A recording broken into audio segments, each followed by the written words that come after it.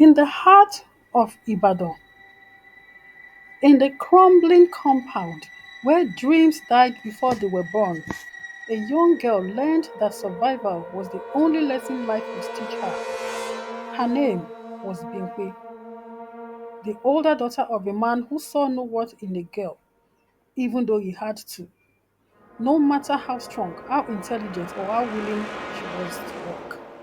A girl is useless. Girl pikin no get sense, her father would say before raising his bottle and his hand. Binkwe's earliest memories were filled with pain, hunger, and her father's voice, slurred with palm wine, thick with anger. His words rang in her ears like a curse. She never had the luxury of dreams, but she had a purpose. Ayo, her younger sister, she vowed to protect her. But when their mother died suddenly, reality hit hard. There was no money, no home, no hope. Her father became worse. He barely had lucid moments and was becoming more abusive. Bimpe kept her little sister Ayo from most of the violence. She protected her as much as she could. Bimpe was not useless. She was determined, and though her father never sent her to school, she would see to it that Ayo had the education she was denied, even if it cost her everything. Bimpe's hands were small, but her responsibilities were heavy. With no skills, no education, and no one to help, she was forced to make a choice that no woman should have to make. Bimpe was also naturally beautiful. Despite the fact that life had been difficult and unkind to her, her beauty still shone through. The streets whispered promises of survival, and Bimpe, desperate, listened. So, when night fell and the city lights flickered against the dusty Ibadan streets, Bimpe became someone else. A shadow in the alley, a whisper in the night, a woman selling her dignity to buy a future for her sister. And that was when she met Fatima. Bimpe met Fatima in the heart of Ibadan's underbelly, a place where dreams faded faster than the sun. Fatima was a woman of the night. She had been doing this for 2 years, and she promised Bimpe that it paid all her bills with extra. She seemed warm and willing to help Bimpe, so she reluctantly introduced Bimpe to the same profession. Fatima was more than a friend. She was a sister. Together they shared a room, a single bed, and dreams they were too afraid to speak out loud. You don't belong here, Bimpe, Fatima would say. And Bimpe would chuckle and respond, neither do you, Fatima, but we survive. This went on for a while, and Bimpe was able to keep Ayo in school. She took Ayo to live with one of their late mom's close friends, Mama Ronke, to keep her away from their abusive father. She supported them with money for Ayo's upkeep. This worked well for everyone. Then a flicker of hope. Bimpe fell in love. Yemi was a traveling trader. He was handsome and tall and sweet talking. He told Bimpe about all the places his trading had taken him to. Bimpe loved listening to him. She hung on his every word. No one had ever given her that much attention, full of sweet words and lofty promises. He also listened to her, said he understood why she had to do what she was doing, selling her body, but made her promise not to go back to it. He met all her needs and wants, giving her money, clothes, shoes.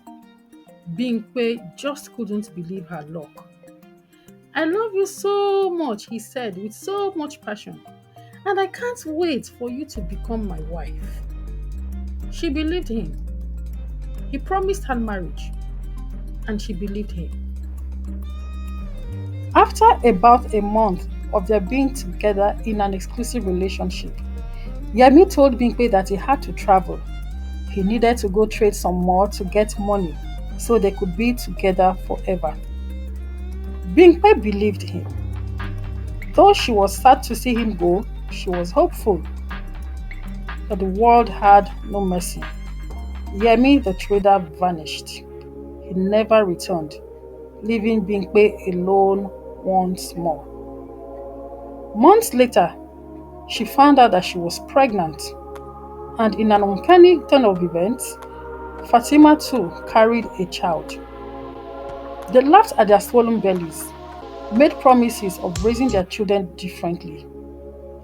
Life dragged on with no mercy. Then something changed. Life, once dark and hopeless, brought Bimpe a reason to fight harder. A child, her son, her joy, her second chance at life. Life was hard.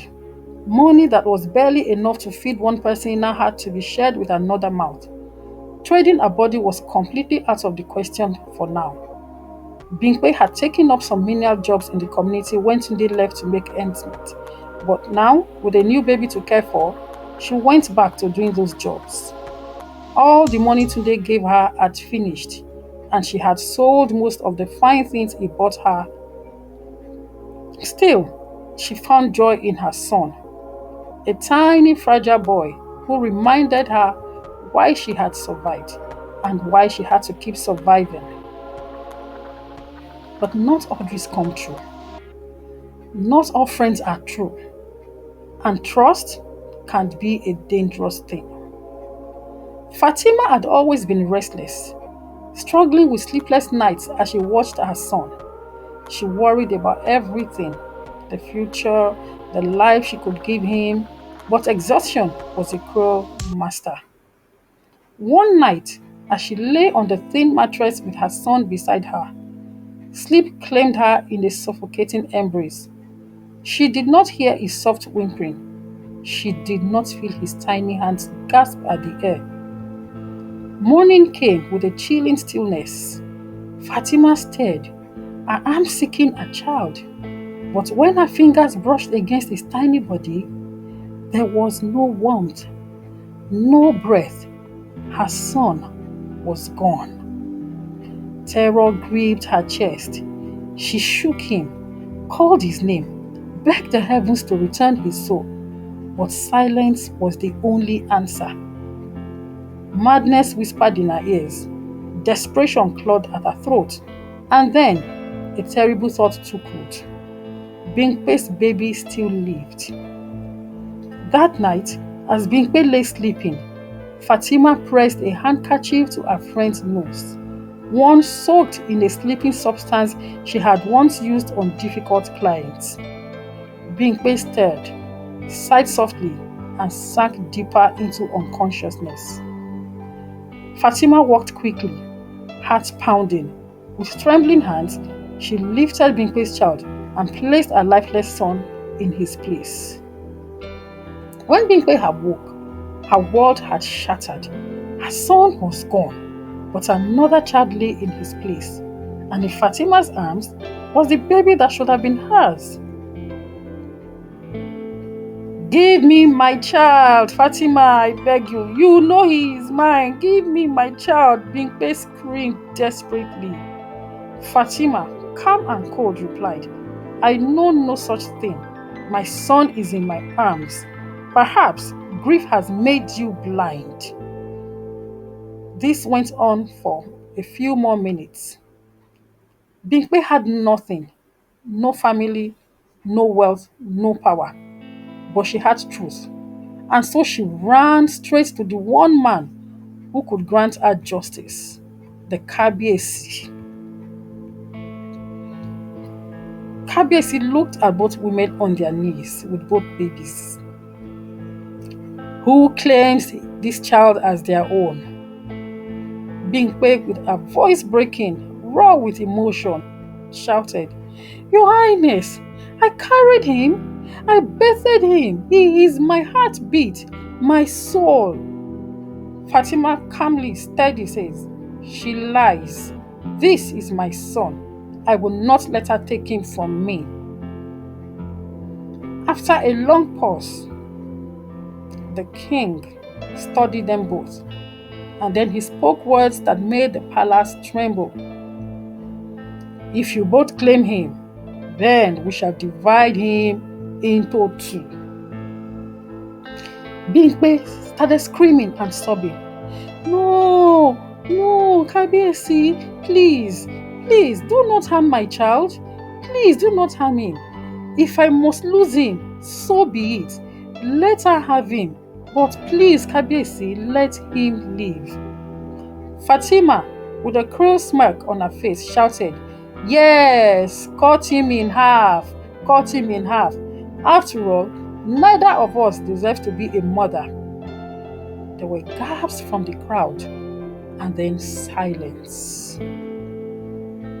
Then Kabiyesi said, in a gentle and knowing voice, give the child to the true mother, the one who would rather lose him than see him harmed. Bimpe clutched her son, holding him as if she could never let go. She had fought for love, and love had won. Bimpe walked away from the palace gate, a child safe in her arms, her heart whole once more. She was no longer just a woman of the night. She was a mother, a fighter.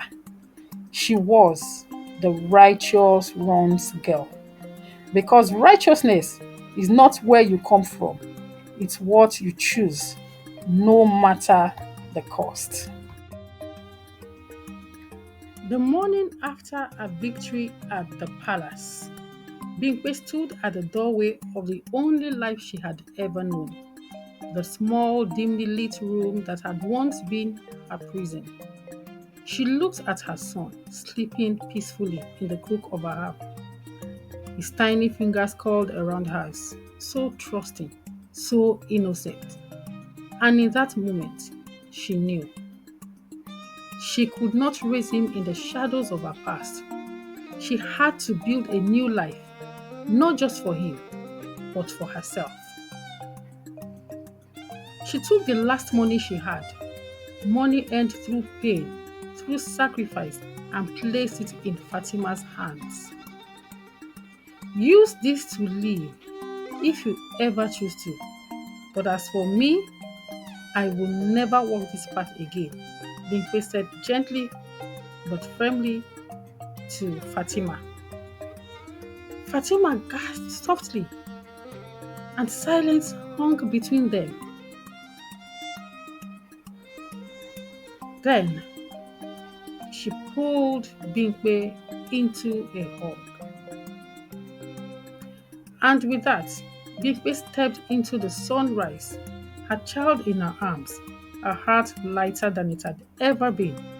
She had left the past behind. She had chosen life. She had chosen dignity. And for the first time, she was free. Family isn't just about who gave birth to you. It's about who fights for you, who sacrifices for you. Bimpe's story reminds us that love is the greatest proof of righteousness.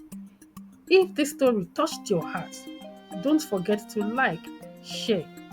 Also comment your opinions. Do you think that Bimpe was justified in selling her body in order to send her younger sister to school? Let me know your thoughts. Or do you think that Fatima was a good friend from beginning but acted out of desperation, or Fatima had always been bad?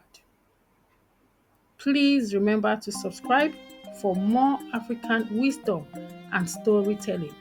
See you next time on Wisdom Tales. Hello friends, it's your personal person, Cha. Thank you for watching and for being a part of this family.